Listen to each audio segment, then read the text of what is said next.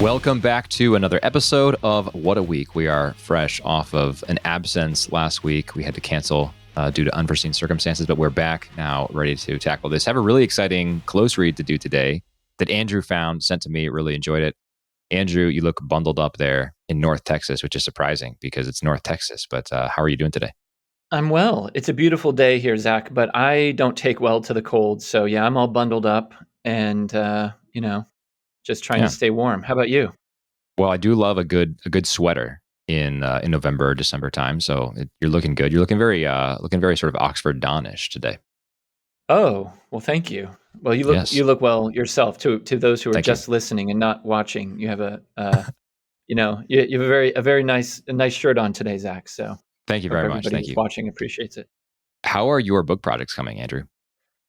They're coming along. I'm finishing one of them in the next 2 to 3 weeks or so. That's the one that I'm collaborating. It's a collaboration with two other authors where we are writing about all of the films on the Vatican film list, which is a list that came. We talked about it before, I know, in a Yeah. previous podcast. So yeah, I have 2 chapters left to write, and I have until like mid-December, into the first week of December. I'm shooting to get those done. So that's foremost on my mind right now. It's going pretty well. But yeah, and the other one's just kind of on the back burner until I get this one done. But I'm really excited for this first one to get done and then come out hopefully next year. I think it should be a really nice book for people to buy. This is a completely random question, but have you ever tried your hand at writing fiction? And if so, how did that go? Oh, a little bit here and there. I don't think I'm that gifted at it though, Zach. I don't Okay. know. I've thought about revisiting it, but what about you? Have you written fiction? I can't really say meaningfully. I mean, here and there, I've tried a thing or two, but I have this desire to write fiction that I've never. Yeah. I mean, I guess people can desire things all the time, and if they don't actually try to do it, it's sort of empty words. But I do have a desire to write fiction. I have a desire to write screenplays. I have a couple of novel ideas in my head. I don't know how novel these novel ideas are, but I have a couple of them in my head. And so, yeah, I definitely have a desire to do so. I was going to pick your brain on sort of how to go about starting that, because if I can find the time, I want to try to put pen to paper at some point in the next year, probably, and try to get one of these ideas that's in my head out on paper. So I was gonna ask your advice if so, but I'm not the best person to ask. I dabble here and there at it, and I have, like you, been thinking maybe it's time to explore it a little more seriously. Maybe because I don't know, I just sort of have begun feeling like there's no other way for me to process all the weirdness of the world than through fiction. But I don't know. I've always kind of liked the nonfiction genre for my own expression. I've just always loved the essay and kind of I like writing about topics and that kind of thing. Maybe that's just my lot, is to just kind of comment on other people's brilliance. I don't know.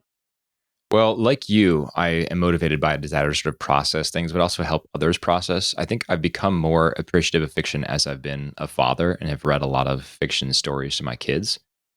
I was just reflecting the other day about how the fiction universes give us sort of a schema to evaluate reality in our own, and how, I mean, we've talked previously about the importance of heroes, and I think we'll talk about this probably in the close read today, but how we sort of construct these ideas of what a human being should be based on archetypes that we build in our minds from the stories that we hear and sort of are immersed in, even from probably especially from an early age.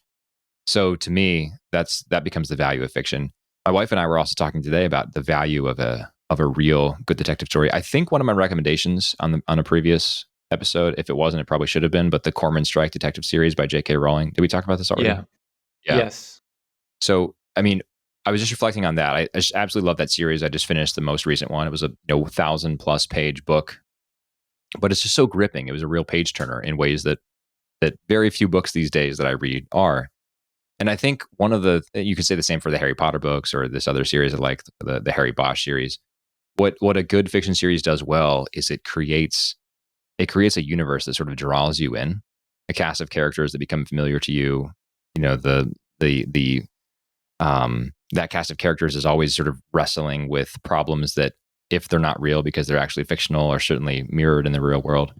And so the value of creating that universe then is that you understand your own world around you better. I mean, people who think that fiction is simply an escape from the real world, I think, have it wrong. Fiction Mhm. is sort of key to fully understanding the real world, to actually being fully immersed in the real world and being able to process it. So it's yeah, for all those reasons that I really want to try my hand at fiction. I'd probably be bad at it, but I guess I'd have to try first to be able to say that definitively. So You seem like somebody who, who achieves excellence, so you probably will do a good job at it. So you should give it a try. But you know what I was thinking, Zach? Just maybe we'll talk about this more in the close read. But it's a big thing that I believe that I think we share is that really everything begins with culture. Like politics is downstream of culture. I mean, everything is about culture first, in a sense, right? And so I was just thinking about this because I'm reviewing this movie called The Wonder that just came out yesterday, directed by Sebastian Lelio. It's about this English nurse who goes to Ireland in the 19th century and is tasked to take care of this girl who has apparently not eaten for months, and it's supposed to be like this miracle, like this sort of wow, Eucharistic miracle, kind of. And this guy Sebastian Lelio has made these like very provocative movies about various controversial topics in the past, and um, but one of the things that comes through in the movie at the very beginning is like they break the fourth wall right at the beginning of the movie, and there's a narrator that says something like, everything is story. Like we invite you to believe this story that we're about to tell, right? And I have like a complicated view of what they. I mean, I think ultimately where they're landing is like everything is story in the sense of like religion is story, science is story, yeah, like in a sense like it's kind of relativizing truth to some degree. But something that I've noticed about this filmmaker, and I'm going to put this in the review that I'm writing up for the Catholic Herald, is that it really is a kind of way of not only describing reality but prescribing reality. Like to write a story then and to put it out into the world is to say, I want to create a certain thing in the culture. Like I want to Mm, shape the culture. I want yes, to right? So it's almost like a kind of evangelism, right? Like to yes, to to tell a story and then to put it out in the world. And in this director's case, it's kind of not exactly working to the purposes that maybe you and I would want to see achieved. Which just kind of goes to show the power of a story that maybe you or I might like to tell, like might actually have the yes, power to sort of create something for the future. yes. Um, so yeah. Anyway, just popped into my head as we were thinking that. So would you recommend that we see this film or no? I it's hard for me to say. I think that I enjoyed it okay. It stars Florence Pugh. Do you know her? She's been in a few things Yes. lately. She was in I the Black definitely I've definitely Widow seen her Marvel movie. She as was in the Little other Women. superhero. Yeah, yeah. Yeah, yeah. I am not. I'm kind of underwhelmed by her, to be honest. She has a Okay. little bit of a physical resemblance to me of Kate Winslet, and she's a lot I can younger. see that, She's a yeah. very young actress, and she really loves Kate Winslet, and I can kind of see that physical resemblance. But she's kind of, I hate to say it, but kind of like a more boring, younger version of Kate Winslet to me. And most of the cast in this film was not exactly fantastic. The actress who played the little girl was terrific. I really really liked her. Okay. But yeah, the movie, I don't know. I mean, it's kind of a mystery, so it does kind of grip you. Like, is this real? What's going on here? And that kind of thing. I think the ending is a little bit of a nod to the dictatorship of relativism, frankly. So In a in a I in a don't good think way or a bad way? kind Like of they no in a bad way. Yeah, okay. in a sense that like maybe the dictatorship of relativism is kind of a good thing. Um, Ah, I don't know. I might be wrong about that, but I'm still processing my thoughts. I need to get this review done by tomorrow, so I gotta figure out exactly what I think. But anyway, but I would recommend it just in the sense like if you're thinking along the lines that you and I are talking, whether you sort of agree with the movie or not, it really does engage this idea of the power of story, and mhm. of like the power of like gripping the imagination with something that you believe to be true. Yeah. Okay. Well, definitely. It sounds like I should check it out. So I think I will. Did you, since you are doing a review about it and just came out, did you get an advanced screener and got to attend that, or just No. watch it streaming or something like that? Yeah, I just watched it with everybody else. It's funny. Like I do get advanced things sometimes. I get to watch advanced copies of certain things, but nowadays it is not as common as it used to be that people, even people who review movies for a living, necessarily get to watch everything well in advance. Yeah. You'll notice this even in like mainstream media. Like oftentimes the reviews aren't early; they're just Right. basically in a day or two after the movies come out. I mean, I So remember they even just growing watch them. up when all the movies were coming out, there would be I think they normally come out on a Thursday, right? And so like the Wednesday before, there would be a review. And Yeah. sometimes even I think in the Sunday papers before. So it seems like for every release, there used to be a review ahead of time, and you could read it and get excited about it. I think that just sort of dying now. Now we're just sort of caught up in the cult of the now, so we can't really think more than 24 hours ahead. So there's no point in reading a review of a movie that's coming out later that week. Yeah, there still is some of that, but especially smaller movies and movies that they really want people in the media to see. I very often will get emails like offering to let me watch movies that by directors I've never heard of or that aren't going to be released widely in Yeah, theatrical thing. A lot of like Christian movies, stuff like that, like stuff that they sort of want to fit into a niche, like to really appeal sure. to a niche market. Um, so yeah, sometimes, but this one and a lot of the ones I've been looking at lately, I just watch along with everybody else when they come Yeah, out. makes sense. I've been watching A Quiet Place too. While we have a rowing machine, so I use that to work out, and I have a little clip on it, so I can put my iPad there and just watch something. I've been watching A Quiet Place too. I was underwhelmed by A Quiet Place, the first one, Hmm. which I know people loved, and so I'm sort of a contrarian in the fact that I'm fairly anti Quiet Place one. I have to say I'm even more anti Quiet Place two. I just find it to be boring, pretty droll, and inspired. Even it's supposed to be a thriller, and even the sequences of scare are not overwhelming at all. I just find it Yeah, pretty flat throughout. So I don't know if you've seen it, but I would not really recommend it. Pretty boring. I have not, and I slept through most of A Quiet Place one. So I really am not. I'm not in the know about that Yeah. about those two movies. It sounds like you then potentially agree with me then if you found A Quiet Place one pretty uninspired as well.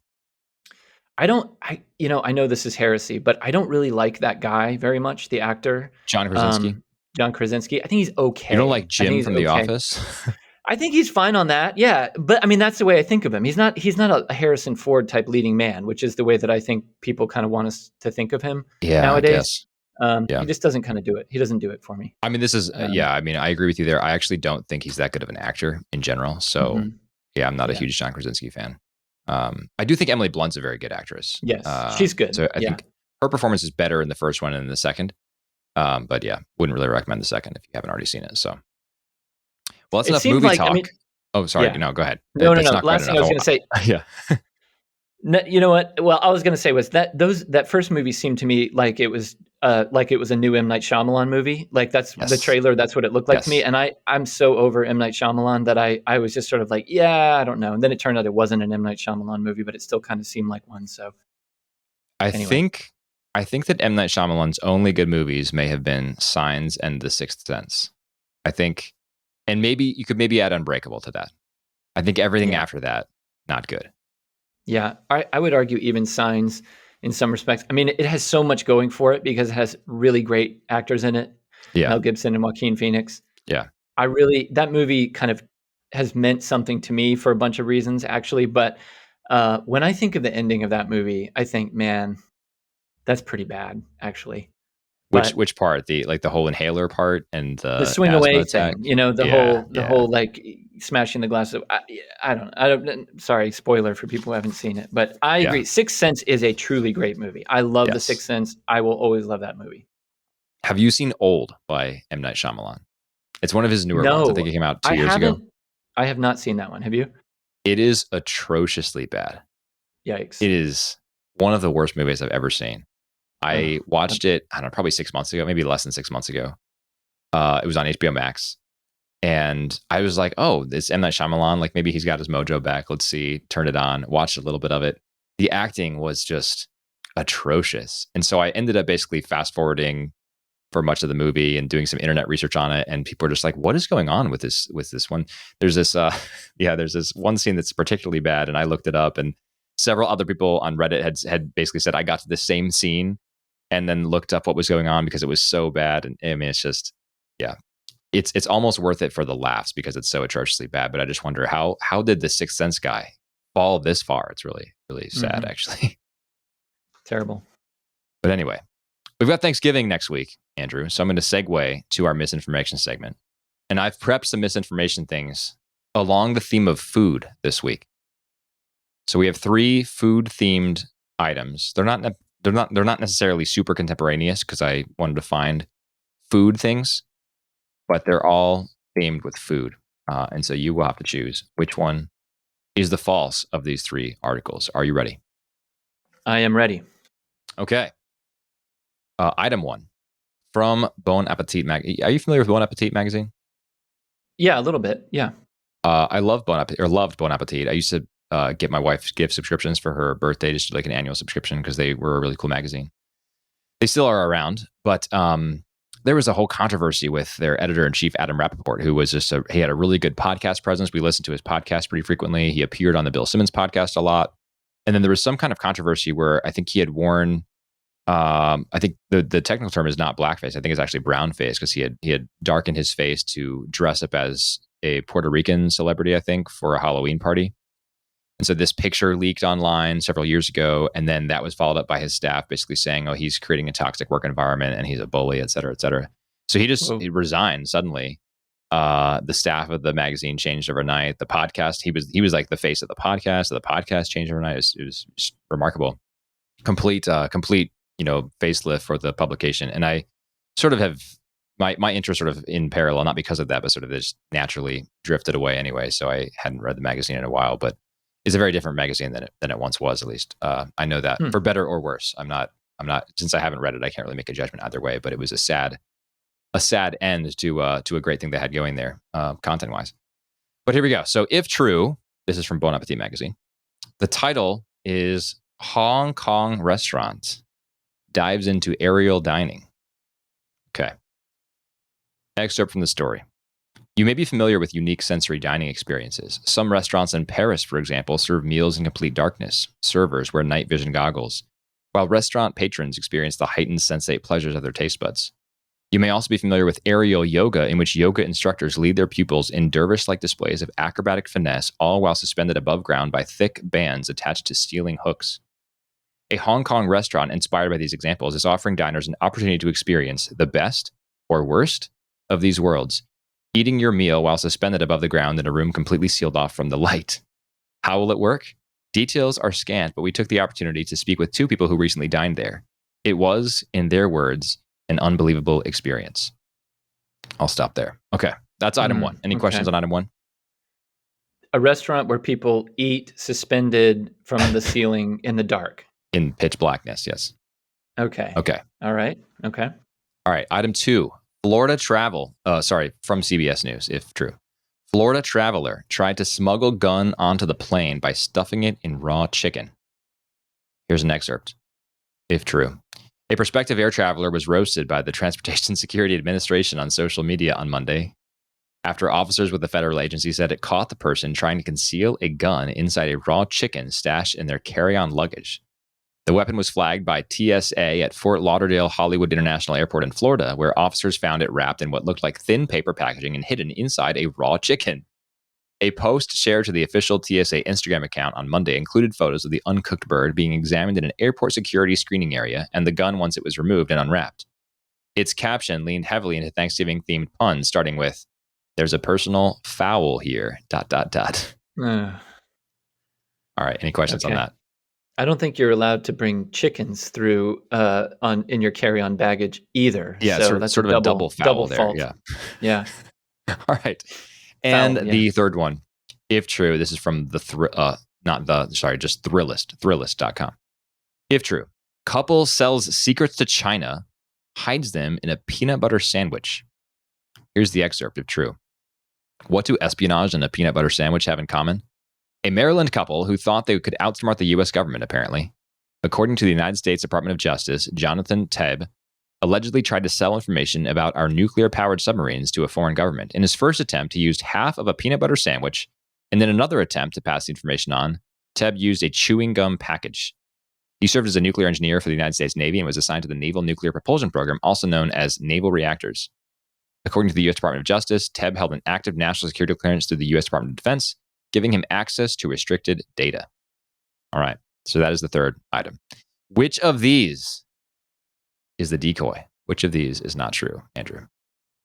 So let me get this third one straight. So it's like the guy works in this lab and he had a sandwich and he just like wrote down some stuff and stuck it into his sandwich or something and then took it out.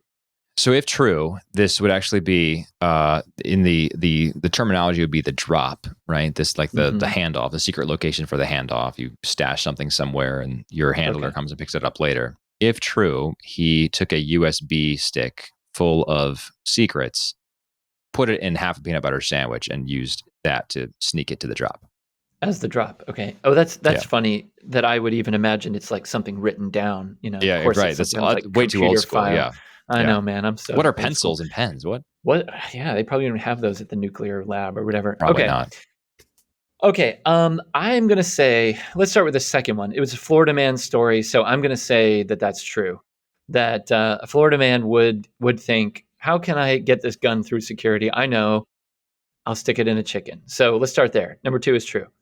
Number two is true. I was hoping you would fall for it because I thought that they were leaning a little bit too hard on the puns, and I thought Yeah. Zach's had fun writing this. He's leaning too hard into the puns, but it is actually true. The puns are all correct.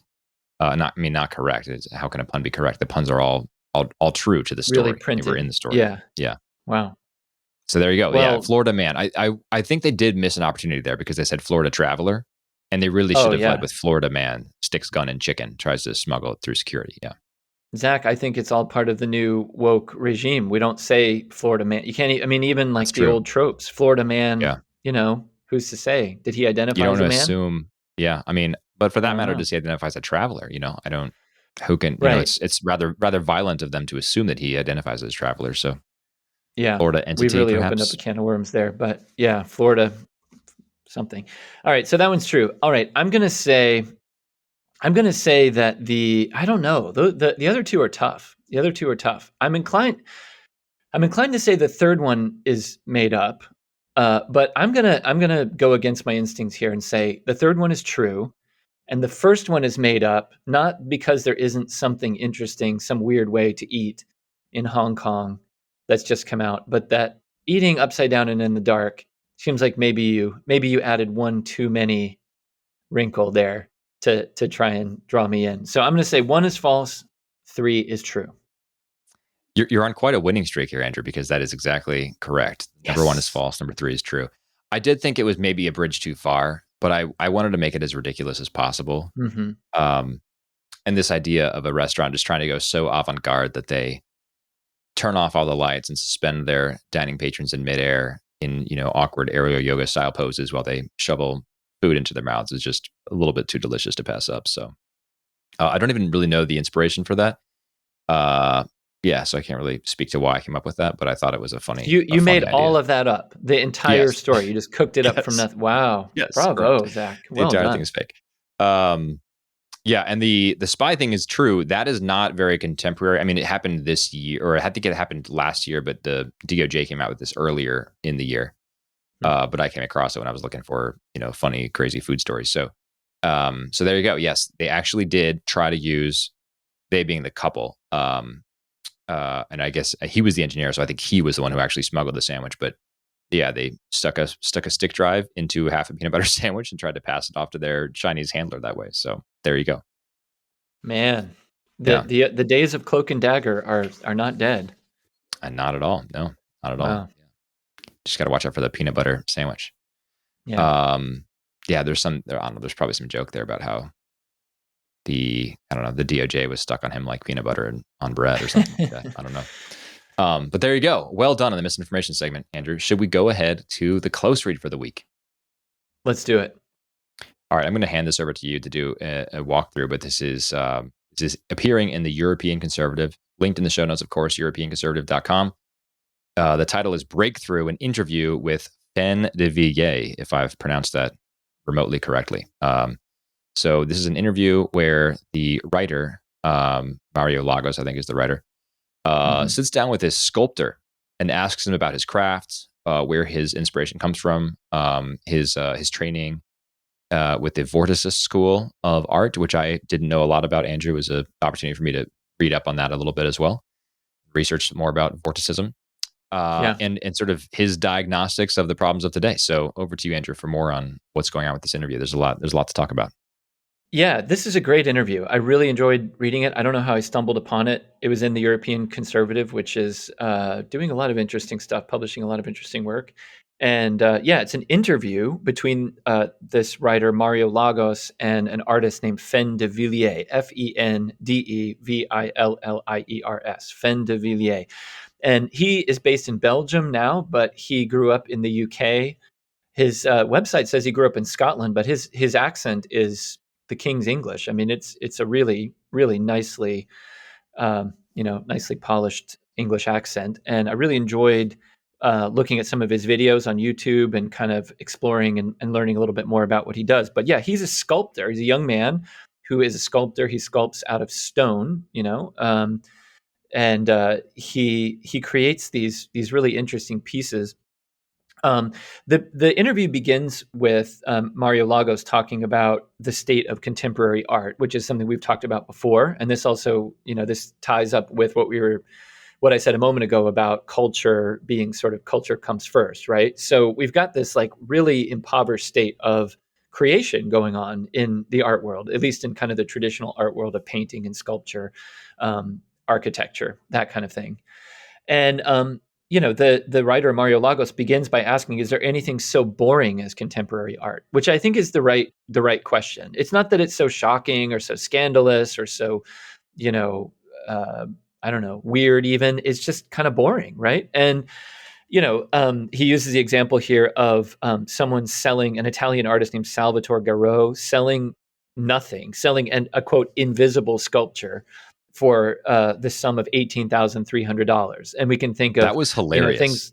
Yeah, That right. was You bought that was nothing, so funny. What a and you didn't. revelation. I mean, it's like talk about the emperor's new clothes, right? Like, Yeah. I mean, wow, crazy. But that's just kind of the most extreme example. But the only less extreme examples are things like Tracy Emin's bed, and going all the way back to the 19 teens, Marcel Duchamp's urinal, which was this piece of art that kind of shocked the world. So that we're all accustomed to this, and certainly with regard to like public art, like on the empty plinth in Trafalgar Square in London, it has these majestic lions on it, and they just put something on one of the empty ones, which is like this giant ice cream cone that's being attacked by a drone. I mean, just crazy, right? Outside the National Gallery, there are Leonardo da Vinci paintings past the threshold of that wall in that building, right? But you have this ice cream cone on a plinth. So anyway, the point at the beginning of the article here is that it's an act of rebellion to create something other than the kind of boring postmodernist art. And somebody who's doing that very thing is this guy Fen de Villiers, who is a sculptor, and he is a really fascinating guy who obviously has a very strong perspective on art and on what he's doing. And in fact, Zach, I printed it out, and here it is, his manifesto, which you can find on his website. He's got a kind of manifesto for what a new generation of artists ought to be doing. So maybe we can get into that a little bit, but it wasn't directly in the article from the European Conservative, but I found it on the website. So pretty interesting stuff. It's definitely a passionate thing, a young man's thing, but that's not such a bad thing at the moment. I think maybe we need some passion for more traditional forms of art. And he talks about the process in the interview here of actually like making something out of stone. Like I don't know about you, Zach, but I just really can't imagine like being faced with a giant block of stone and then turning it into something where like some like beautiful human energy can kind of you know radiate out from it. There's a great movie, by the way, by Andrei Konchalovsky called Sin, which is about Leonardo da Vinci, about Michelangelo, the great Michelangelo. And Yes. it's about this very topic as well. It's like about the way Michelangelo sort of made stone come alive. Like And David, right? His famous yeah, David like his statue. David and lots of his other statues. Yeah, but David is maybe the most famous where that happens. But anyway, I digress. But Fen de Villiers is involved in this same work. And he talks about wrestling with the stone in this physical way, which Yeah, he also does then say you sort have of to be has pretty this. strong to do it, which I mean completely makes sense. I've never really thought about that a sculptor needs to actually have physical strength, but yeah, you think about this giant rock or this giant giant block of bronze. I mean, it's going to take some power to be able to sculpt that. It was really amazing to think about. Yeah, and to be able to kind of like, contort it and like, Yeah. to kind of like dominate it, right? Like the stone has to become yours. Like it isn't just you kind of chipping away and making some little thing, right? I just thought the way that he talked in the interview about the process of actually engaging with the physical object was such a refreshing thing. Like in this world of abstraction, to just imagine that making something. That's something we've talked Yeah. about before, but like that, that process of like the physical process of like creating something. And funnily enough, what comes through is something very soulful. In fact, much more soulful than something where you wouldn't have that physical process going on. So anyway, yeah, he gets into that a little bit, like this momentum and this energy, this movement that he Yeah. is sort of looking for when he sculpts. I thought that was very compelling. As you said, he gets into his influences a little bit. One of them is this vorticist movement, which kind of petered out before World War II, but it was the brainchild, sort of, or the product of the thought of this one man, Wyndham Lewis, in particular, this British artist who was good friends with Ezra Pound, the poet, the modernist poet. Hmm. And he knew T.S. Eliot. He knew a lot of the kind of people who were hanging out in the British modernist circle. And the word vorticist comes from the word vortex. And if you look up vorticism, I mean, the whole idea was that it's supposed to be like within the vortex, like within this sort of like swirling chaos, there emerge patterns, and this is something that is like very important to modernists. And by the way, I'll just like quickly, I know I'm sort of going on and on here, but I'll just quickly editorialize for a second and say one of the things that I really like about Fen de Villiers' perspective on the art that he's creating is that he has a fondness for modernism, and that he believes in fact that like something happened to modernism because of the world wars, where it kind of got interrupted and postmodernism sort of replaced it, but that really there's a lot of ground still to be kind of walked through with modernism. And I'm very sympathetic to that view. I frankly like modernism. I do. And I sort of like laugh, but also resent the use of the word modernism, especially in more traditionalist circles, to be a kind of epithet, to be a dirty word. Like you'll see sometimes people say, look what the modernists have done, and Yes. all they mean Yeah. is, What's the I am completely opposed to the era of the modernists. I think it's from a papal encyclical. right. I'll look it up. But yes, I mean, it is definitely used um, as an epithet, to sort of be contemporary secularism. It's not, Yeah. it's normally not discussed as a sort of aesthetic. Yeah, and modernism has its problems, right? But it to my mind, it really identifies something that we can't just wish away. Like we can't like if the world has broken apart to some degree, right? And like Christendom doesn't exist anymore and like all the right, like things have really broken up in a lot of ways. Modernism, it seems to me, is at least trying to say we can take something um like we can take something concrete and then abstract it. Like we rather than like postmodernism, which is kind of the opposite, which is to sort of like take any old stupid thing and then say that it's meaningful, right? Like Hmm. modernism kind of goes the other way. It sort of takes the shards and says, "Ooh, let me take all of these things and show you like how we can like think about them in a different way or something." So I'm sympathetic to it. I'm very interested to see if somebody like this Fen de Villiers can kind of move ahead with this idea. By the way, it Um, is Pius X in his one of his papal encyclicals said, "I am completely opposed to the era of the modernists." Really, But even Pius that was X. not. I mean, he was not anathematizing all of modernism or everything that it conveys. Just Yeah. that admitting that it has errors, which I think is certainly an unobjectionable statement, and one with which I would certainly agree. Yeah. Yeah, for sure. But in any case, I like that this Fen de Villiers is not just saying, what we need to do is like throw out the last 250 years or something, Right. right? Far from Like, it. Yeah. yeah. So I think that there's something there. I think that like it goes along with this sort of his desire to like move forward, but in the right direction, which is something that we all need Can I to read a try to do. small excerpt that builds on this a little bit? Please. So the interviewer says, well, let me back up. He says, I'm aesthetic and artistic, in some respects extremist, because I look for the extreme, the very vibrant, the explosive in culture, because I think if you want to wake people up, then you have to look for the explosive energy. And it's very clear in Vorticism. It's directly there as it is in Italian Futurism as well, which was a similar movement. The Yep. interviewer says, do you try to siphon or reproduce that energy in the present period? due to a belief, almost irrespective of where the energy was channeled at the time, that there is value in unleashing it into modernity. Fen de Villiers says, I think that's a really great way of summing it up. You're really hitting the nail on the head. Some people disagree with me on this, but my belief is that we've hit a period of stagnation. I'm going to editorialize here, Andrew, and just say this reminds me of the Peter Thiel Very article where we much talked so. about a lack of progress. Hmm. De Villiers continues, we're in the information age, but visually, physically, aesthetically, in the real world, we are in stasis. Culture has lost all will to actually, really shout something and be something in a very direct way. I mean, artists used to be seen as heroes, warriors, the warrior poet. You had these painters and sculptors who were there fighting to actually express and to be there and to say something about who we are in that period. I'm trying to, as you say, reincarnate to some degree that flame, that power, that virile energy, because I want to bring it into a period of darkness.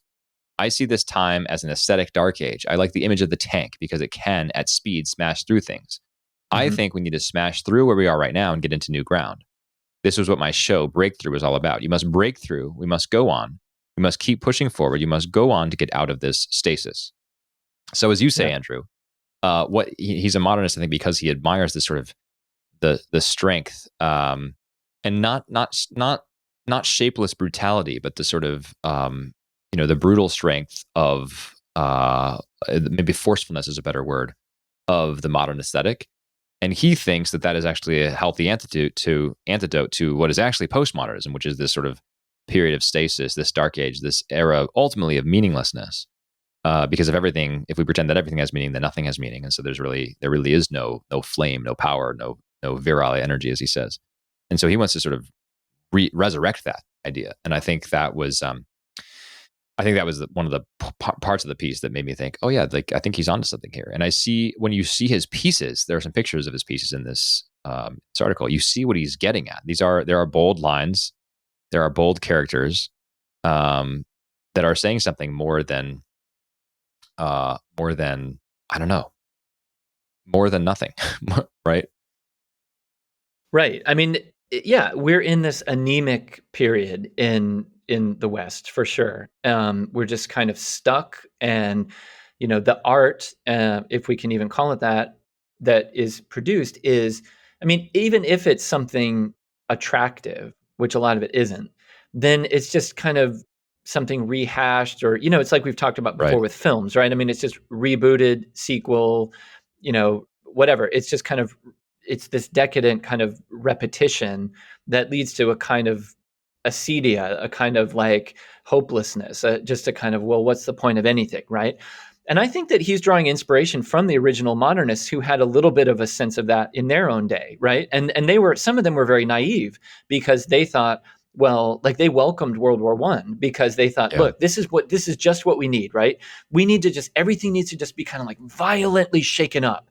And and like our society needs to kind of like figure out how to like push through this, right? Now they were totally wrong about that because World War One destroyed their civilization. I mean, we're still like trying to figure out 100 years later how to find it again to some degree. But maybe somebody like this Fen de Villiers can learn the lessons of the first modernists and say, okay, yes, we need that courage, we need that virility, we need that fighting spirit, we need to be proud of creation and like really embrace this idea that we need to like be moving forward in the right direction. But we're not cheering on warlords, right? We're not, we're not looking for, we're not looking to destroy. We're looking to build. Like Yeah. destroying is not going to get us anywhere. Yeah, sometimes smashing through something so that you can sort of recreate from the pieces that you have. Well, you do that a little bit, but and he kind of, I think he's thinking this way because he talks about how he doesn't want to LARP, right? He doesn't. It's not just about role playing. It's not just about Right. dressing up, which is like always a danger with art Hmm. nowadays. Like especially if you're trying to do art in some kind of with some kind of older inspiration in mind. Like, are you just like playing pretend, right? Right. Um, and he says no. Like he wants to like pick up where some of his heroes left off, and importantly, what he wants to do um, is do this culture stuff because he doesn't think that politics or like any of these other avenues that people want to go down to kind of face the future, he just doesn't really think there's anywhere to go there. Hmm. So the only way to go is to kind of recreate the art stuff. And I love this part, and maybe then I'll throw it to you because maybe you want to talk about the heroism stuff a little bit. But Yeah. I love the part where he's talking about how um, politics is such a game, and that's one of those old tropes that people have said, like it's all just selfishness and greed and all that kind of thing. But boy, howdy, like, I don't know about you, but the last couple of years in particular have definitely hammered home to me that does seem to be, the motivation of a lot of our leaders really does seem to be, not so much service and sacrifice, and or any kind of heroism, but just a kind of, playing a game, self-service kind of thing. And he says, um, I consider politics today entirely just a charade. It's essentially just a game. He says, I know politicians in real life, they're actors. And isn't that right? But he is, maybe we all have a bit of an actor in us, but he is trying to be something authentic and do something authentic. And that really seems to come through in his words. Last thing then to throw to you is I think what he's looking for art to do is to inspire people who do want to lead in government or in other institutions in our world. That art has to kind of be the thing that inspires them to be courageous and self-sacrificing and to kind of pursue a heroic path, because it's just not going to, they're not going to have it otherwise. Like, that's where those things come from. And so, he really wants to stress, this need for a rootedness in place, that and a love of place, that then also comes with it a certain desire to sacrifice for that place and for those people. So I'll leave it there and see if you have, any places where you want to jump off. Well, I think that you, first of all, did a great job summarizing this guy. I mean, his aesthetic is certainly not for everyone, and fans of classical art will not click this interview and think, "Oh, wow, this is my new favorite sculptor," because his pieces don't they don't sort of arrest the soul as if they're a Da Vinci work, or even a Monet, like any of the classic painters, for example, or sculptors. I don't think that looking at his sculpture known as Breakthrough, I don't think looking at that will inspire the same sentiments that looking at Michelangelo's David will inspire. But I still admire the works, and I even more so admire the thinking behind the works. And one of the things that I'm really impressed by with him is that he wants to stand sort of opposed to the various directions of art today, and what he views as the degradation of art, and this, as he put it, the stasis. Um, so yeah, I totally agree with everything you said, Andrew. And as you rightly identified, the hero part of this interview especially caught my attention. We've talked about it a little bit, and you and I have talked about it even more privately, just on text threads and voice chats and whatever. But I've been thinking a lot recently about heroes. Part of this is because of the piece that I wrote on the Uvalde massacre. Part of this is because of my love for films and the way I see sort of films trending these days, and the type of characters that are portrayed in the centerpiece of films. Part of it is where we find ourselves in the various the tumults of our political machinations in America, and who rises to the top. But I've been thinking about heroes and anti-heroes. And so what Fen de Villiers says in here, I thought really hit the nail on the head. Because one thing I've been thinking about is the fact that, going back to our ideas about fiction at the beginning of this conversation today, Andrew, I've been thinking about how so many of our stories today focus on anti-heroes, right? We have the villain backstories in the Marvel movies. We have to understand why, um, why every villain is the way that he or she is. We have to understand what makes the Joker really tick. Why did the Joker become so bad? It's not enough that the Joker sort of stands for this sort of amorphous, faceless evil. We have to really understand, like, why we need to actually feel sorry for the Joker and how he ended up the way he did. And then even in our politics, the people who rise to the top often rise to the top simply because either they're the sort of they're the best opposition to the opposition, or they're the person who's most willing to sort of buck the trend and throw caution to the wind. Not in a virtuous way, but actually quite the opposite, in an unvirtuous way, right? Like, this person will do whatever it takes to get the job done, and that's what we need, irrespective of the virtues. And so we've lost this idea, to at least some degree, I think, of the virtues and the prerequisites that actually are required for a hero, and why those things are important. And what de Villiers says is that he talks about actually stories in a similar way, and he says it better than I would, but better than I could. But he says, as you pointed out, Andrew, I believe that culture is paramount and the most important thing. I'm reading directly now. I think that everything happens through a cultural, emotional, and visceral prism in life. It's always the stories you're told and you're brought up with that make the man. It's always about the nation and the story that runs the nation. But if those stories and if what you're being told and what you're living by are anti-heroic stories, if the entire system that you operate on is running on a weakness and a constant apology that you even exist, and the culture is so wet and useless that I'm not even bothered about politics at this point because the soul of man is dead. The soul of man is not vibrating at the frequency that I believe it should. That's a pretty powerful paragraph, Andrew. Mm-hmm. Mm-hmm. And I have to say, I think he's right. I mean, he's overstating things a little bit. The soul of man is not dead. The soul of man is actually the eternal principle of man, et cetera. But what he's saying is that this sort of zest for life, this drive for life, is dead, and that's concerning because we fill our times and we fill our heads with anti-heroic stories. We live in these political bureaucratic systems that, by the way, are in stasis, that are running on weakness and are in a state of constant apology that you even exist.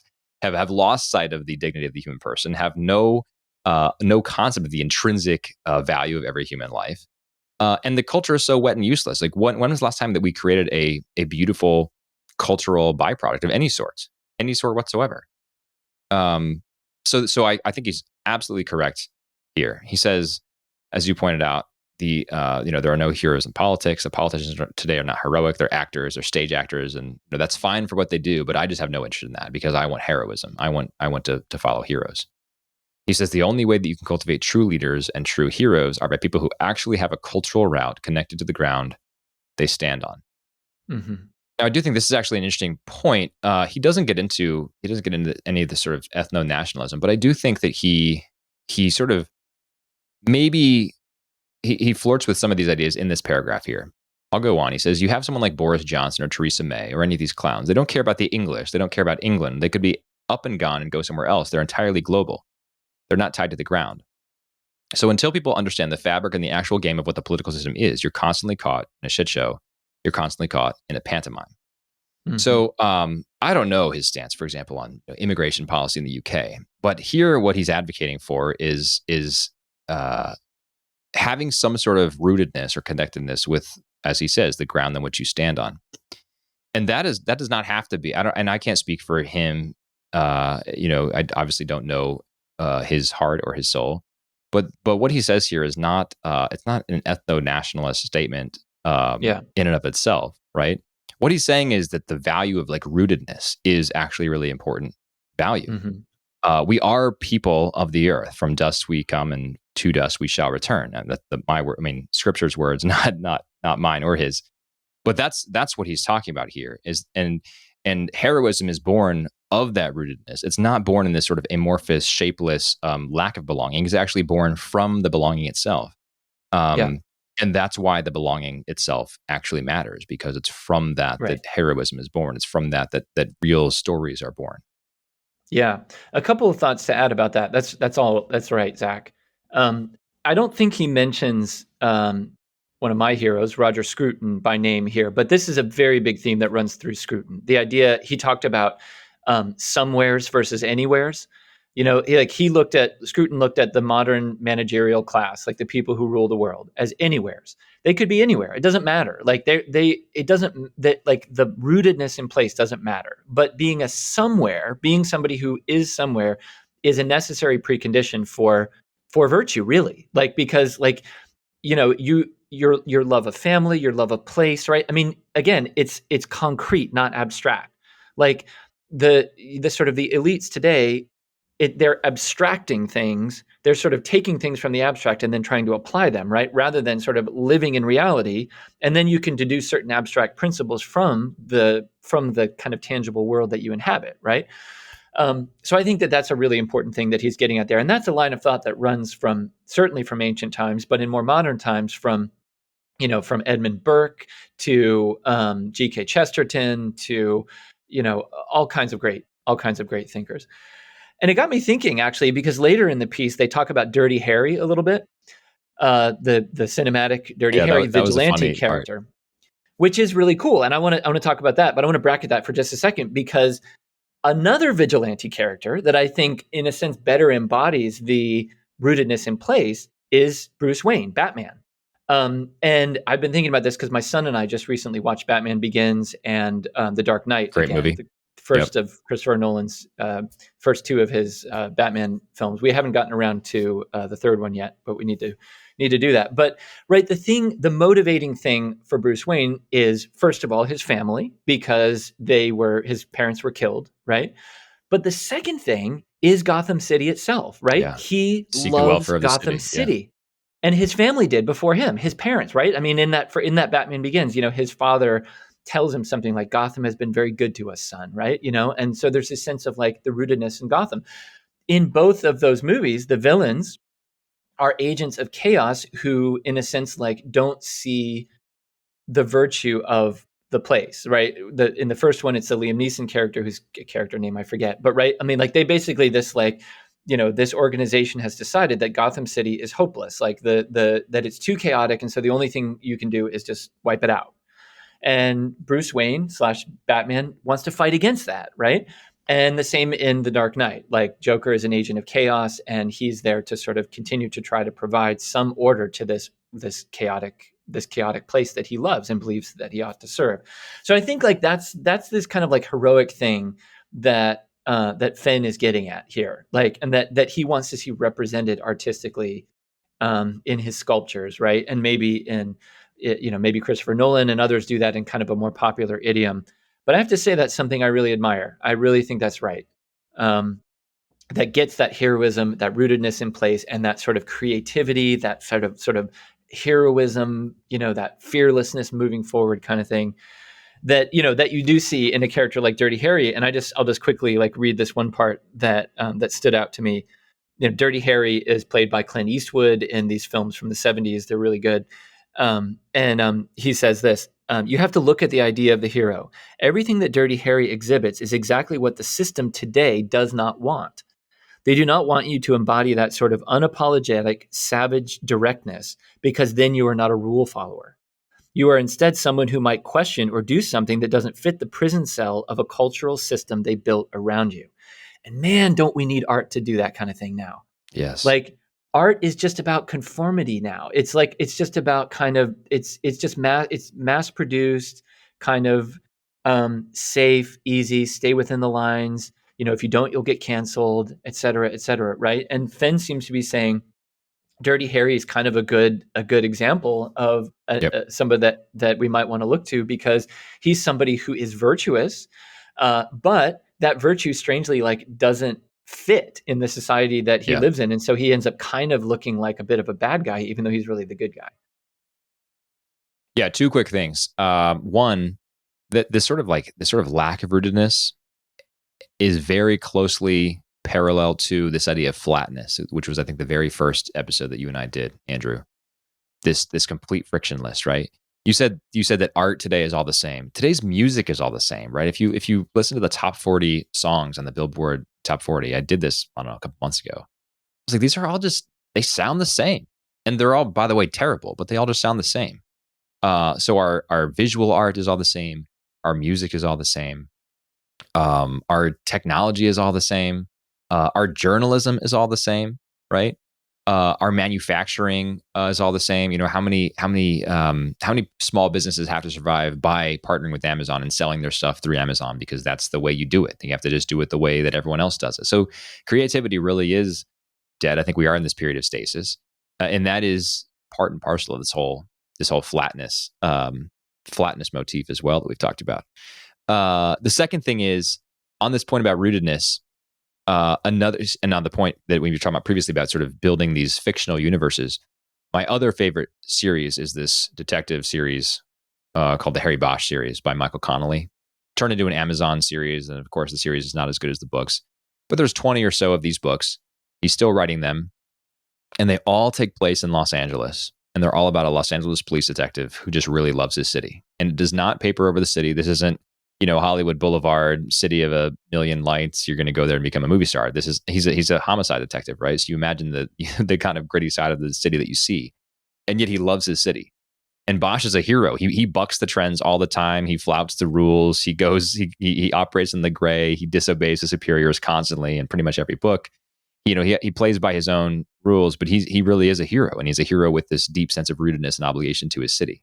And so I had never maybe exactly thought about it that way before precisely, but I really love that series and have loved diving into that universe with all those characters, and especially with Harry Bosch as the main character. And I think that might be part of it, because there's it's anchored at the very middle by this hero who has this very strong sense of place, of duty, of obligation, and in the end of heroism. So that's one of my favorite books here. You should check it out if you haven't read it before, Andrew. It's just a Yeah, I don't fun, know those. falling asleep read. Yeah, I very good. will. We're almost out of time, so I think we're ready for recommendations here, unless you have any closing thoughts on the interview with Fen de Villiers. No, I think that's good. I look forward to learning more about him and seeing some more of his art. Likewise, yeah. Well, let's go with recommendations here. I just gave a recommendation of a kind, but I will follow it up with one more. My wife and I watched First Man the other day, the movie by Damien Chazelle. Damien Chazelle, he hasn't had a whole lot of feature films, but he's rapidly becoming one of my favorite directors, Andrew. And this is not his, well, I guess his latest feature film installment. He's coming out with a new one called either Babylon or American Babylon, which I saw the trailer. It looks like it's going to be a wild ride. So I don't know if I'll see that one, but his first three have been very good. So Whiplash and then La La Land, very different, but have some parallels. And then First Man, which is very different from the first two, but they all sort of ask the same question. And I was thinking through Whiplash and La La Land before I watched First Man. I was just thinking about how Damien Chazelle seems to be asking the question in every single one of his films so far. The question is basically, at what cost? What is the cost of greatness, and is it worth it?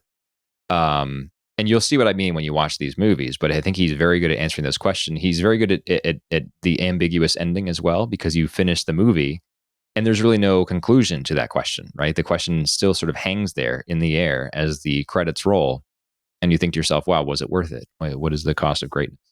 And so First Man chronicles Neil Armstrong from this is kind of a spoiler, but this is historical, so it's not really a spoiler, but from the death of his daughter, Karen, who died from cancer as a child, through his entrance into the astronaut program, and eventually him walking on the moon and then returning. And it's a remarkable story. It's told with pretty consistent historical accuracy. It's a period of history that I know a lot about because I love the space race and the space age. And I found it very, very good. It's one of my favorite spacefaring films that I've seen. So I would recommend that. I don't know why it took us so long to watch it, but we finally did, and would definitely recommend picking up a copy of that. So First Man, directed by Damien Chazelle, starring Ryan Gosling as Neil Armstrong, and Claire Foy as Neil's wife, and she does a great job. I mean, Claire Foy's amazing. I forgot all about this movie. I have not seen it, but I will. Oh, definitely check it out. Yeah, let me know what you think. I liked La La Land, and I will look forward to checking that out. Do they, like, at the Air Force Academy, do they do they kind of like instill in you guys, like, are these people like, Neil Armstrong types sort of held up as like heroic figures? I would say not as much as you might think. Okay. But here and there, I mean, and there's an astronautical engineering department at the academy. So a lot of my friends were astro majors. A lot of my friends wanted to be astronauts. There's one person who was in the class ahead of me, 2011 graduate. She is now in the astronaut program. So if all goes according to plan, she could be on the first manned mission to Mars, I think, in the late 2020s. So pretty exciting. Yeah. I mean, remarkable how much these people give to that. And that comes through in the movie itself, as you'll see. But I mean, just amazing achievements as well. Yeah. Well, Zach, my recommendation is a movie review, actually. I am not going to see the movie Wakanda Forever. I don't know if you're planning to see it. I did see Black Panther, and I liked it. But I'm pretty much done with the MCU. I got to tell you. I mean, I will end up seeing some of them because my children still enjoy them, and there may be some merits in some of the films that may be coming down the pipe. If Taika Waititi directs another one, I'm in for that. Otherwise, I'm okay. Out. Okay. Yeah. Well, Wakanda Forever, my mind is now blanking, but Chadwick Boseman, who played Black Panther, died, and so kind of a tough thing to make a sequel without the main character from the first one, but they've done it, And I didn't like the look, I have to admit, of what I saw in the trailers. And my concerns were confirmed when I read Armand White, who is a movie critic. He's written books, and he writes a lot for National Review. He just absolutely torched the movie in a review called "Wakanda Forever Exploits Commercial Politics," and I particularly appreciated his problems that he articulated with Wakanda Forever, because he himself is African American, and Armand White is, and he is also a keen student of history, and he brings in some of the kind of historical problems that he sees with the narrative that is told in Wakanda Forever. And if I could just read a couple of lines that were really juicy ones from this just great takedown. He says, Wakanda Forever's nearly 3-hour length attests to its intention to outdo mere entertainment. In its aim to be taken seriously, it uses glib racial feminist identity to indoctrinate audiences into cheering potential race war. Whoa. Wow, indeed. Um, I mean, I think coming from Armand White, that is really worth paying attention to. Like what Yeah. Marvel really needs to be careful with the way that it's sort of casting narratives, right?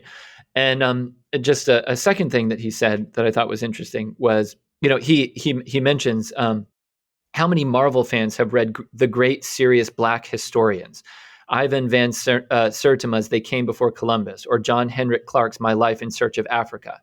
Has any other social group ever had its history diminished to comic book trivia and then encouraged to take that insult as a compliment?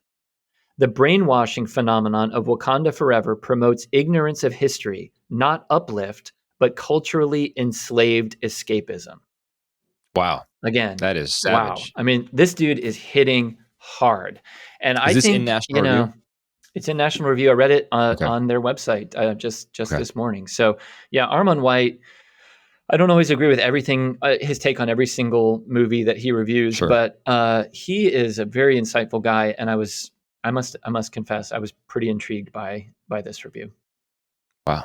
But less likely to watch Wakanda Forever, obviously. Definitely much less likely to Yeah. watch Wakanda Forever. Yeah. I almost want to see it now, given that he eviscerated it that devastatingly, though. So I don't know. Maybe I'll check it out after reading the Armor and White piece. It's awfully long, and I That is a think, commitment. That's true. yeah, I I don't like his know. phrase too about the sort of bid to be taken seriously. I think that's the case with many Marvel movies these days. Mhm. And they're just sort of blissfully unaware of the fact that no one actually takes them seriously. Like Yeah. they're almost constitutionally incapable of being taken seriously, and yet they try.